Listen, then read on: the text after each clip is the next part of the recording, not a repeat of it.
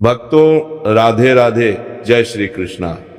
भक्तों आप सभी लोग जानते हैं कि 2 जनवरी 2026 यानी शुक्रवार को पड़ रही है पौष महीने की चतुर्दशी तिथि, और यह साल की पहली चतुर्दशी तिथि है जो बहुत ही खास है। और भक्तों ये वह तिथि है जो पौष मास में पड़ने वाली सबसे बड़ी तिथि है, क्योंकि ये शुक्रवार के दिन पड़ रही है और इसका बहुत ही बड़ा और विशेष महत्व होता है।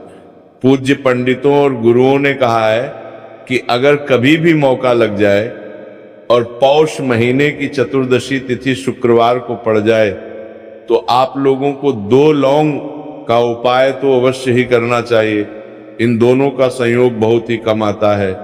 इसी के साथ में पंडितों और गुरुओं ने अपनी शिव पुराण कथा में बताया है कि इस दिन आपको 2 लौंग का उपाय तो आपको अवश्य ही करना चाहिए, क्योंकि ऐसा दिन पूरे साल में सिर्फ एक ही बार आता है। और भक्तों आप सभी लोग जानते हो कि शुक्रवार चतुर्दशी का अगर सबसे बड़ा कोई उपाय है तो वो 2 लौंग वाला उपाय है। तो भक्तों इस शुक्रवार के दिन आप लोगों को इस 2 लौंग वाले उपाय को जरूर करना है। बहुत सारे लोग होंगे जिन लोगों ने इस उपाय को ना किया हो, मतलब पूरा साल निकल गया, उन्होंने किसी भी दिन इस लौंग वाले उपाय को ना किया हो। पर भक्तों आपके पास एक आखिरी मौका बचा हुआ है जो कि 2 जनवरी के दिन है, तो इस दिन आप लोगों को इस वाले उपाय को जरूर कर लेना है।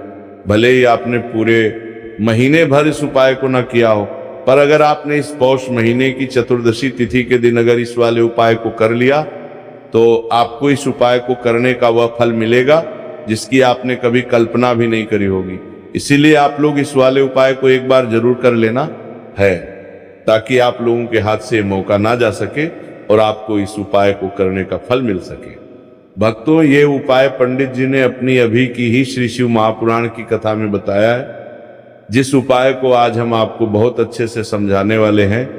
इस वीडियो को देखने के बाद इस उपाय को समझने के लिए आपको कोई और वीडियो को देखने की जरूरत नहीं पड़ेगी। तो चलिए भक्तों उपाय को शुरू करते हैं। देखिए ये इस पौष महीने के शुक्रवार चतुर्दशी के दिन ये इतना खास होता है, इतना महत्वपूर्ण होता है। देखा गया है कभी कभी बड़े बड़े पूजा पाठ अनुष्ठान से जो मनोकामना पूर्ण नहीं होते, पौष महीने के शुक्रवार के दिन एक छोटे से उपाय करने से ही आपकी मनोकामना पूर्ण हो जाती है।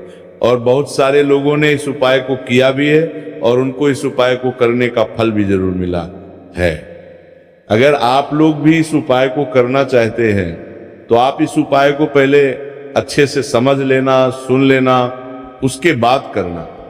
आपको इस उपाय का फल जरूर मिलेगा और इस उपाय को कर लेने से आपके घर में चाहे किसी भी प्रकार की दुख और समस्या क्यों ना चल रही हो, आपको उसका कारण भी नहीं पता है कि भाई ये समस्या किस कारण से चल रही है, उसका कुछ भी कारण हो सकता है।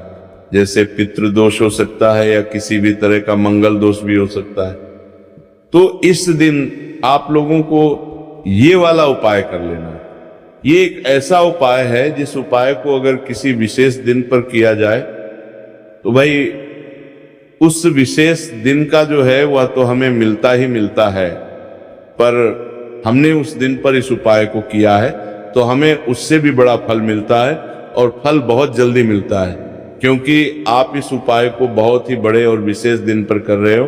तो चलिए अब उपाय के बारे में बात करते हैं, लेकिन उससे पहले आप लोगों को ये जानना आवश्यक है कि आखिर ये उपाय किस समय करना है, किसको करना है और कैसे करना है।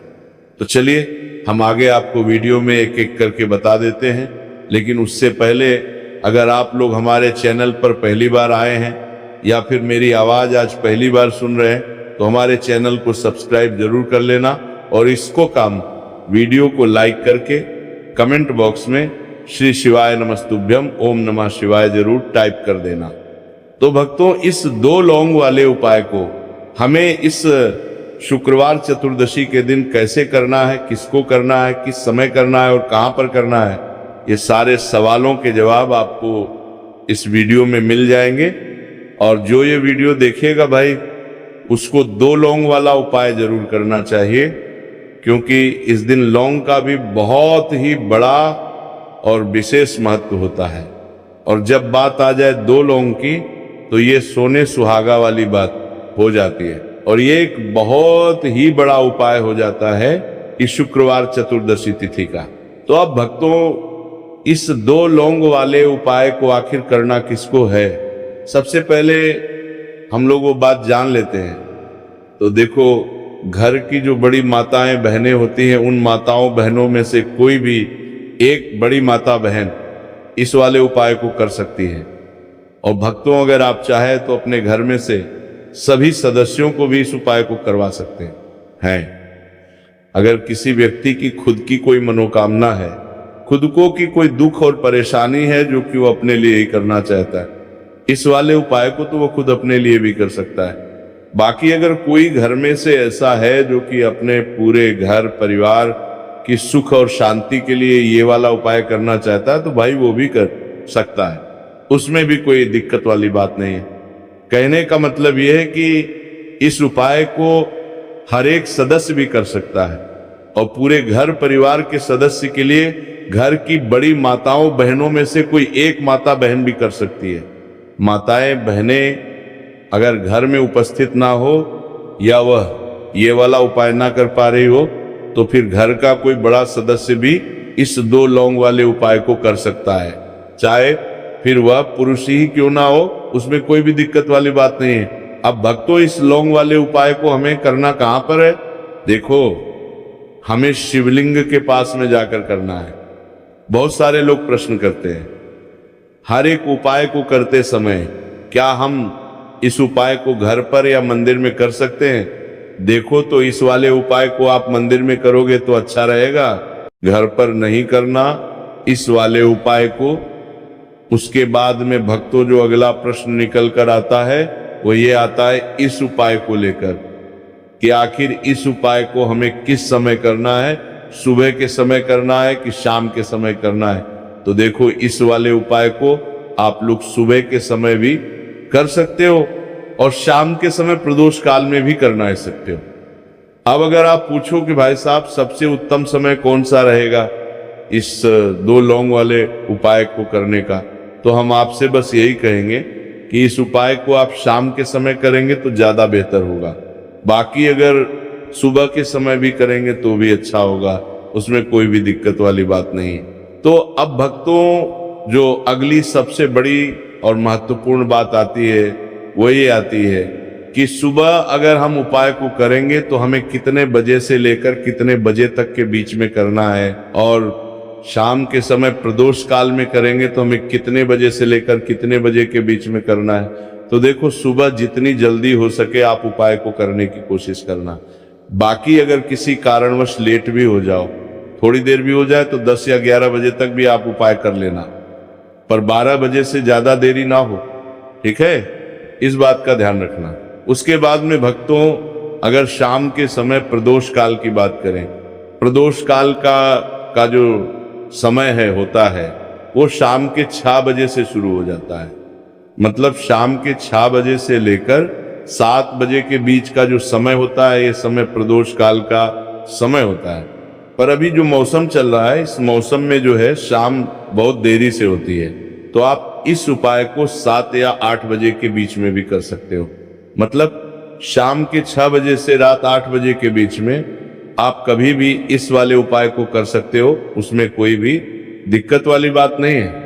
परंतु शुक्रवार के दिन कोशिश करना कि समय के अंतर्गत ही कर लो, किसी कारणवश ना कर पाओ तो थोड़ा देरी से भी कर सकते हो, आपको उपाय का फल जरूर मिलेगा। देखिए, इस वीडियो में जितने भी उपाय हम आपको बताएंगे सभी उपाय सरल है।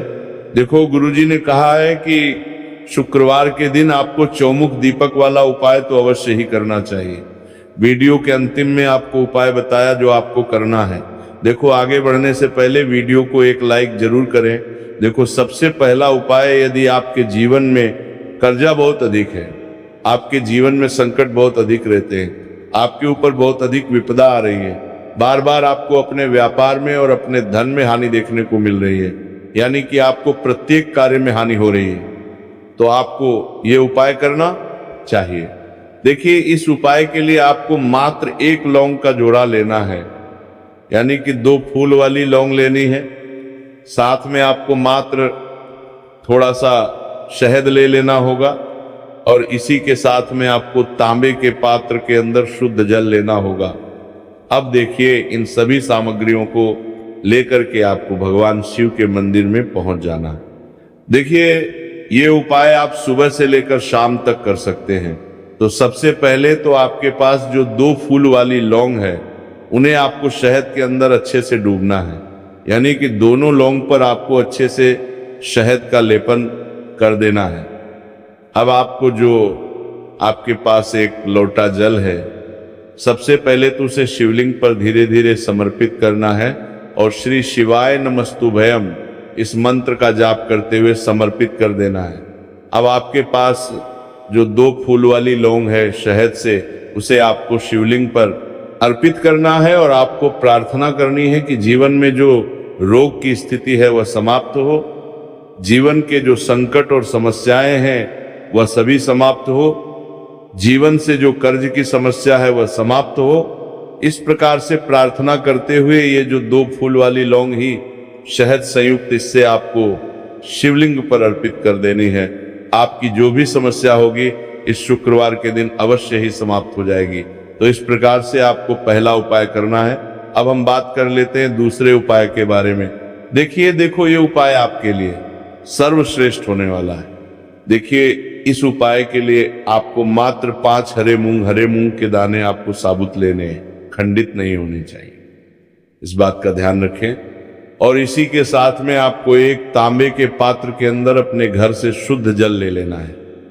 अब भक्तों, इन सभी सामग्रियों को लेकर के कि आपको सीधे पहुंच जाना है भगवान शिव के मंदिर में। देखिए, इस उपाय को भी आप सुबह भी कर सकते हैं और शाम के समय में भी कर सकते हैं। देखिए, भगवान शिव के मंदिर में पहुंचने के बाद आपके पास जो 5 हरे मूंग है, उनमें से पहला जो हरा मूंग है, आपको शिवलिंग के सामने जो नंदी महाराज होते हैं और उनका जो पैर उठा हुआ होता है, वहां पर आपको पहला हरा मूंग समर्पित कर देना है और आपको ओम नमः शिवाय इस मंत्र का जाप कर लेना है। फिर आपको दूसरा हरा मूंग लेना है और शिवलिंग पर जो श्री गणेश जी वाला स्थान होता है, वहां पर आपको ये दूसरा हरा मूंग समर्पित कर देना है।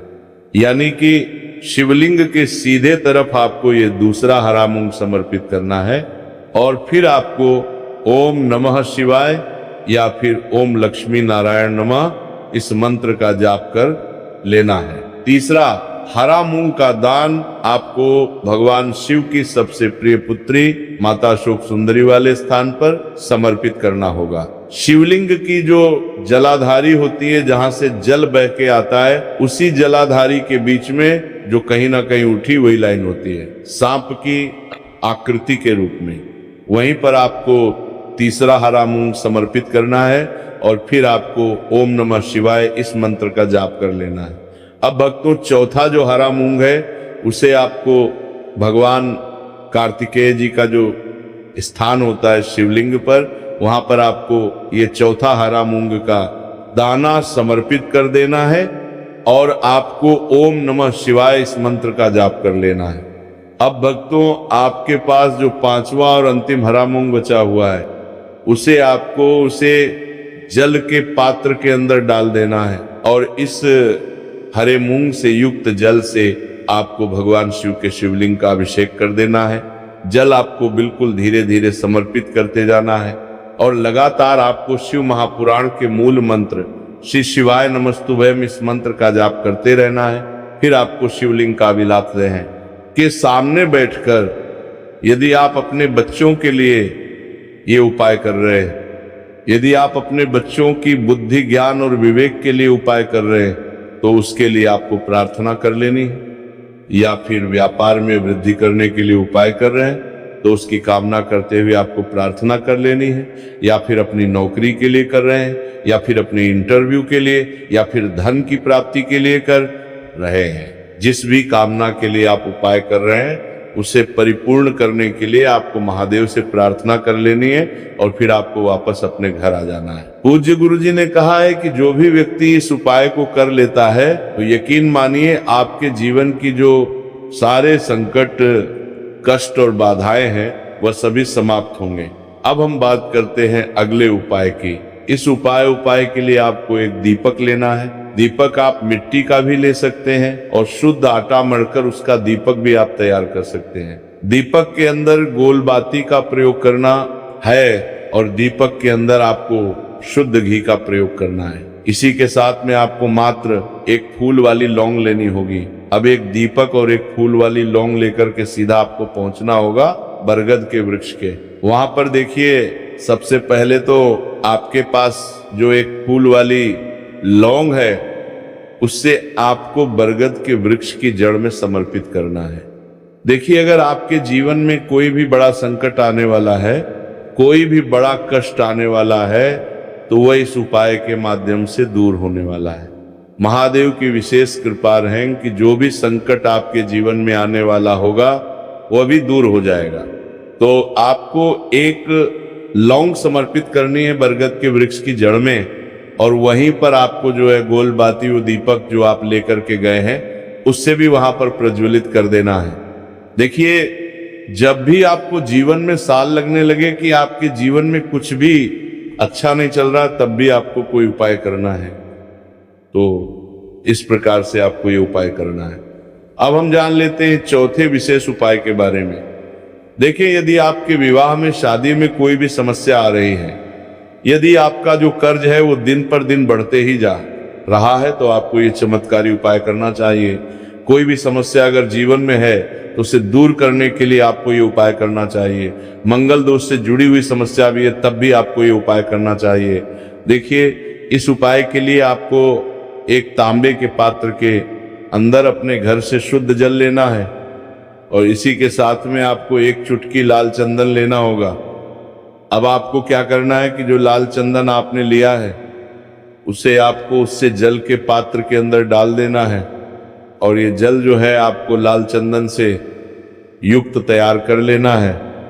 और ये लाल चंदन से युक्त जल आपको भगवान शिव के मंदिर में लेकर के पहुंचना है। लेकिन ये उपाय भी आप सुबह से लेकर के शाम तक कर सकते हैं। अब भक्तों, ये जो लाल चंदन से युक्त जल है, इससे आपको भगवान शिव के शिवलिंग पर धीरे धीरे अर्पित कर देना है और आपको लगातार श्री शिवाय नमस्तुभयम इस मंत्र का जाप करते रहना है। देखिए, यदि आपके जीवन में विवाह से जुड़ी समस्या चल रही है तो आपको मंगलेश्वर महादेव का स्मरण करना है, और जीवन में अधिक कर्ज की समस्या है तो आपको मुक्तेश्वर महादेव का स्मरण करना है। देखना, एक दिन आपकी सब तरह की समस्या जल्दी ही समाप्त हो जाएगी।